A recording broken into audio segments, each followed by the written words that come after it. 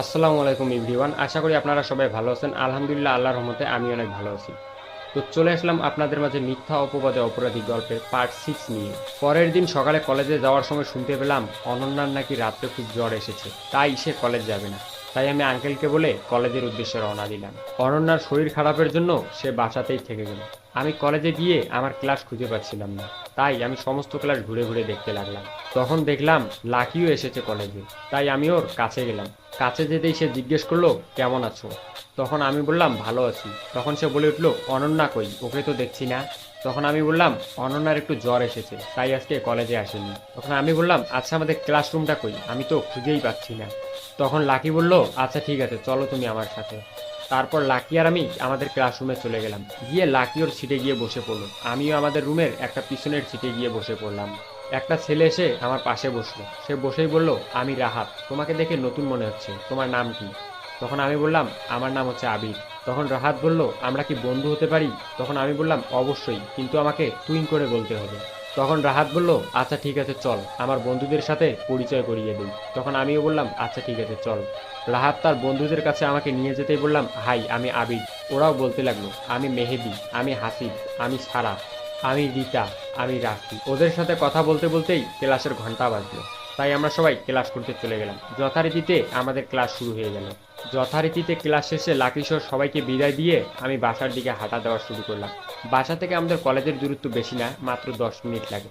কিন্তু বাসা যেতেই দেখলাম একটা অ্যাক্সিডেন্ট হয়েছে, অথচ লোকটিকে হাসপাতালে নেওয়ার লোক নেই।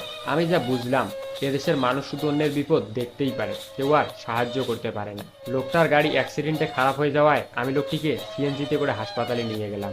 ওনার জ্ঞান ছিল না, তাই নার্স তাকে একটি বেডে শুইয়ে দেয়। তারপর তাকে ওটিতে প্রবেশ করানো হয়। ওনাকে ওটিতে ঢোকানোর আগে ডাক্তার ওনার মোবাইলটা আমার হাতে দিয়ে বলল, এখনই ক্যাশ কাউন্টারে 2 লক্ষ টাকা জমা করতে। আমার কাছে তো টাকা নেই, আমি কি করব বুঝতেছি না। তখনই দেখলাম ওনার ফোনে একটা ফোন আসছে। ফোন রিসিভ করে কথা বলে বুঝলাম ইনি হচ্ছে ওনার স্ত্রী। তখন আমি তাকে সমস্ত ঘটনা খুলে বললাম। মহিলাটি 20 মিনিটের মধ্যে হাসপাতালে পৌঁছে গেল। তখন আমি বললাম, ডাক্তার আমাকে টাকা জমা দিতে বলেছে, কিন্তু আমার কাছে টাকা নেই। তখন তিনি বাসা থেকেই তার কার্ড দিয়ে টাকা পে করলেন। ওনাদের পরিচয়টা দিয়ে নেই। যিনি অ্যাক্সিডেন্ট করেছেন তিনি হচ্ছেন পুরো বাংলাদেশের টপ বিজনেসম্যান রায়হান চৌধুরী, আর তার স্ত্রী হচ্ছেন মিসেস রায়হান চৌধুরী। আর ওনাদের 5 বছরের একটা বাচ্চাও আছে, যার নাম মাহি। পরিচয় পর্ব শেষ, এখন বর্তমানে আসা যাক। মিসেস রায়হান চৌধুরী কান্না করতেছে। তখন ডাক্তার এসে বলল, রুগীকে বাঁচানো গেছে, কোনো টেনশনের কারণ নেই। তাকে যদি ঠিক সময় না আনা হতো তাহলে তাকে হয়তো আর বাঁচানো যেত না। তখন মিসেস রায়হান বলল, আমরা কি ওনার সাথে দেখা করতে পারি? তখন ডাক্তার বলল, বেডে শিফট করার পর দেখা করতে পারবেন। কিছুক্ষণ পর ওনাকে বেডে শিফট করা হলো। তখন আমরা তিনজন তার কাছে দেখা করতে গেলাম। তখন রায়হান চৌধুরী বলল, আচ্ছা বাবা, তুমি কোথায় থাকো? তখন আমি বললাম, এক আঙ্কেলের কাছে থাকি। তখন উনি বলল, ও আচ্ছা। একটা কার্ড দিয়ে আমাকে বলল, কখনো যদি কোনো সমস্যা হয় তুমি এই ঠিকানায় চলে এসো। আমি ওনার কাছে কার্ডটি নিয়েই আমি আমার বাসায় চলে আসলাম। বাসায় আসতে আঙ্কেল বলল, কি ব্যাপার বাবা, আজকে এত দেরি কেন? তখন আমি তাকে সমস্ত ঘটনা খুলে বললাম। তখন আঙ্কেল বলল, আচ্ছা ঠিক আছে, তুমি ফ্রেশ হয়ে আসো, খাবে এখন। ফ্রেশ হয়ে আমি খাবার খেতে চলে আসলাম। এসে দেখি অনন্যাও আছে সেখানে। আমি ওকে বললাম, কিরে তোমার শরীর ঠিক আছে? তারপর সে বলল, হ্যাঁ এখন মোটামুটি সুস্থ। আর কোনো কথা না বলে আমি খাবার শেষ করে আমার রুমে চলে আসলাম। তারপর গোসল দিয়ে একটু ঘুমিয়ে পড়লাম। ঘুম থেকে উঠে ফ্রেশ হলাম। অনন্যা একটু অসুস্থ থাকায় আজ আর ছাদে গেলাম না, তাই আমি রুমে বসেই একটু ফ্রি ফায়ার গেম খেলা শুরু করে দিলাম। সন্ধ্যায় পড়তে বসলাম। পড়তে পড়তে 11টা বেজে গেল। তখন একজন এসে বলল, তোমাকে খেতে ডাকছে। আমি তখনই খেতে চলে গেলাম। খাওয়া শেষ করে এসে রাতে ঘুমিয়ে পড়লাম। পরের দিন সকালে উঠে অনন্যা সহ খাবার খেয়ে 5 মিনিটে কলেজে চলে আসলাম। আমি, অনন্যা আর লাকি মিলে এক জায়গায় বসে আড্ডা দিচ্ছিলাম। তখনই বাকি বন্ধুগুলো চলে আসলো। অনন্যা তো দেখে পুরোই অবাক, একদিনে এত বন্ধু।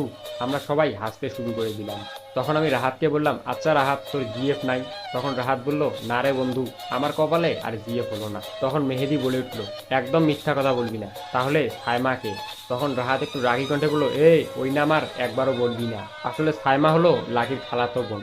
সে আজকে কলেজে আসেনি, তাই ওই বিষয় নিয়ে আর কথা হলো না। তখন লাকি বলে উঠলো, এত কিছু তলে তলে আর আমি কিছুই জানি না? তখন রাহাত বলল, আরে ওইসব কিছুই না, এমনিতে যা ভালো লাগে। তখন লাকি বলল, আচ্ছা চিন্তা করিস না, ওর বিএফ নাই, আমি সব লাইন ক্লিয়ার করে দেবনি। তখন রাহাত বলল, সত্যি? তখন লাকি বলল, হ্যাঁ সত্যি, তবে একটা শর্ত আছে। তখন রাহাত বলল, কি শর্ত? তখন লাকি বলল, আজকে আমাদের সবাইকে তাহলে ট্রিট দিতে হবে। আমরা সকলে বললাম, হ্যাঁ ঠিক, আজকে আমাদের তাহলে ট্রিট দিতে হবে। রাহাত বলল, আচ্ছা পরে দেবো। তখন লাকি বলল, তাহলে সাইমাকেও পরে নিস। তখন রাহাত বলল, না মানে, আচ্ছা বল কখন নিবি ট্রিট? তখন আমি বললাম, চল আজকে আর ক্লাস করবো না, এখনই ট্রিট নেব। তখন রাহাত বলেছিল, আচ্ছা তোরা আমার বন্ধু নাকি শত্রু? তখন আমি বললাম, দুইটাই। তারপর আমরা ক্লাস না করে রেস্টুরেন্টে চলে গেলাম, যে যার মতো খেলাম। খাওয়া শেষে দেখলাম বিল এসেছে 1570 টাকা। বেচারা রাহাত একেবারেই ফকির। রেস্টুরেন্ট থেকে বের হয়ে রাহাত বলল, যা যা, আমারও দিন আসবে। তারপর আমরা সবাই যে যার মতো চলে যেতে লাগলাম। আমি আর অনন্যা আসতেছি, হঠাৎ একটা ছেলে অনন্যার হাত থেকে মোবাইল ফোনটা নিয়ে দৌড় দেয়। আমিও পিছনে দৌড় দেই। দৌড়াতে দৌড়াতে ছেলেটাকে ধরে ফেলি। ছেলেটাকে মারতেই যাব, তখনই তার মুখটা দেখে মায়া লেগে যায়। ছেলেটি বলতেছে, ভাই আমারে মাইরেন না, আমার বাবা নাই, আমার মাও 2 দিন থেকে অসুস্থ, অনেক চাকরি খুঁজতেছি কিন্তু কোথাও পাচ্ছি না। ছেলেটার বয়স আনুমানিক 16 হবে। তখন আমি বললাম, আচ্ছা বাবু তোমার নাম কি? তখন ছেলেটি বলল, আমার নাম নাইল, প্লিজ ভাই আমারে মাইরেন না। তখন আমি ফোনটা নিয়ে এসে অনন্যাকে দিয়ে একটা রিক্সায় করে বাড়ি পাঠিয়ে দিই, আর ছেলেটিকে নিয়ে যাই একটা রেস্টুরেন্টে। তাকে পেট পুড়ে খাওয়ানোর পর আমার পকেটে 500 টাকা ছিল।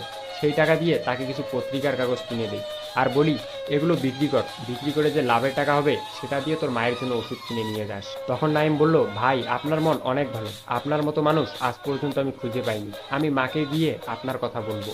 আমি ওর কাছে বিদায় নিয়ে বাসায় চলে আসতে লাগলাম। ওর মায়ের কথা শুনে আমার মায়ের কথাও মনে পড়ে গেল। তখনই আমার দু চোখ অশ্রুতে শীতল হয়ে গেল। এভাবেই মায়ের কথা ভাবতে ভাবতে বাসায় চলে আসলাম। বাসায় এসে ফ্রেশ হয়ে খাবার দাবার খেয়ে আমার রুমে চলে আসলাম। এসেই আবার ফ্রি ফায়ার খেলা শুরু করে দিলাম। বিকেলে অনন্যা আসলো আমাকে ডাকতে। সে বলল, চলো ছাদে যাবো। সেও যেহেতু ডাকতেছে, সে কারণে আমি আর না করলাম না। তখন অনন্যা বলল, আচ্ছা ওই ছেলেটার সাথে কি করলে পরে? আমি পরে ওর সাথে যা করেছি সমস্ত ঘটনা খুলে বললাম। অনন্যা দেখি কেমন যেন আমার দিকে এক দৃষ্টিতে চেয়ে আছে। অনন্যা মনে মনে ভাবতেছে, আমি কেন যেন দিন যাচ্ছে ওর মায়ায় পড়ে যাচ্ছি। ও মানুষটা সবার থেকে ব্যতিক্রম।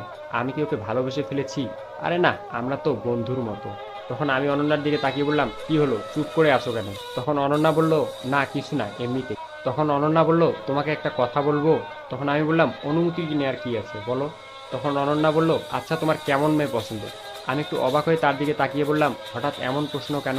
তখন অনন্যা বলল, না এমনিতেই, বলো। তখন আমি বললাম, না তেমন কিছুই না, তবে আমি কারো মায়ায় পড়তে চাই না। তখন অনন্যা বলল, আচ্ছা ঠিক আছে, বলা লাগবে না। কিন্তু অনন্যা মনে মনে বলল, এভাবে না বললেও পারতে। ওই দিন এভাবেই কেটে গেল। পরের দিন আমি আর অনন্যা আবার কলেজে আসলাম। কলেজে গিয়ে দেখি সব হারামিগুলো চলে এসেছে। সবাই মিলে আড্ডা দিতে বসলাম। তখনই পাশের দিকে তাকিয়ে দেখি একটা মেয়েকে কিছু ছেলে মিলে ইফটিজিং করছে। ওদের কাছে গেলাম, কিন্তু কাছে গিয়ে এই মেয়েটাকে দেখে আমি পুরোই অবাক, কারণ মেয়েটি হচ্ছে। তো আজকের গল্প এ পর্যন্তই। এখন আপনারা কমেন্ট সেকশনে বলে দিয়ে যাবেন মেয়েটি কে হতে পারে। সো পরবর্তী পাঠ আসা পর্যন্ত সবাই ভালো থাকবেন, সুস্থ থাকবেন।